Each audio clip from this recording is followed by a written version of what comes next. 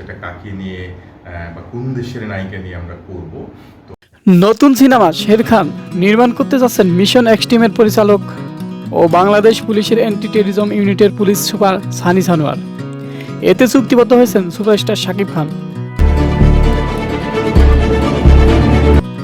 নতুন সিনেমা প্রসঙ্গে সানি সানোয়ার বলেন, পুলিশ অ্যাকশনের পাশাপাশি সাসপেন্স, থ্রিল, ড্রামা সবই থাকবে এই সিনেমায়। সেই সঙ্গে ঢাকার বাইরে ঘটে যাওয়া ক্রাইমের ঘটনা উঠে আসবে। পুরো সিনেমায় উন্নত কারিগরি ব্যবস্থা থাকবে। এতে শাকিব খানকে এমনভাবে উপস্থাপনা করা হবে, পর্দায় এর আগে তাকে সেভাবে কেউ দেখেনি। শাকিব খানের পাশাপাশি শের খান সিনেমার অন্যান্য চরিত্রেও বিশেষ গুরুত্বপূর্ণ বলে জানান সানি সানোয়ার।